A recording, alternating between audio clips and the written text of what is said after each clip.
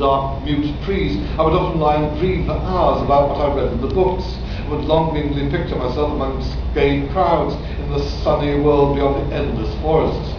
Once I tried to escape from the forest, but as I went further from the castle, the shade grew denser and the air more filled with brooding fear, so that I ran frantically back, lest I lose my way in a labyrinth of nighted silence.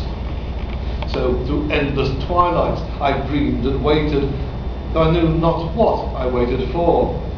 Then, in the shadowy solitude, my longing for life grew so frantic that I could rest no more, and I lifted entreating hands to the single black ruined tower that reached above the forest into the unknown outer sky.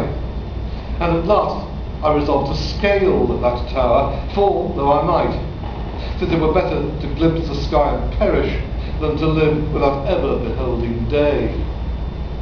In the dank twilight I climbed the worn and aged stone stairs till I reached the level where they ceased, and thereafter clung perilously to small footholds leading upward.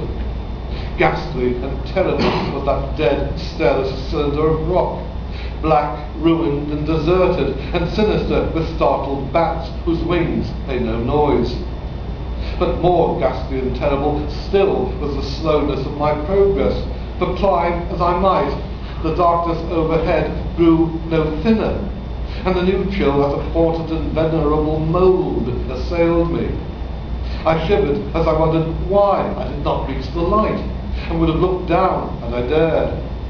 I fancied that night had come suddenly upon me, and vainly groped with one free hand for a window embrasure, that I might peer out and above, and try to judge the height I had once attained.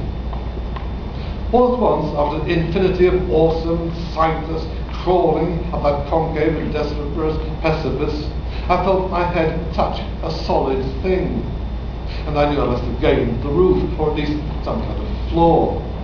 In the darkness I raised my free hand and tested the barrier, finding it stone and immovable. Then came a deadly circuit of the tower, clinging to whatever hold the slimy wall could give, till finally my testing hand found the barrier yielding, and I turned upward again, pushing the slab or door with my head as I used both hands in my fearful ascent. There was no light revealed above, and as my hands went higher, I knew that my climb was to the nonce ended, since the slab was the trap door of an aperture leading to a level stone surface of greater circumference than the lower tower, no doubt the floor of some lofty and capacious observation chamber. I crawled through carefully,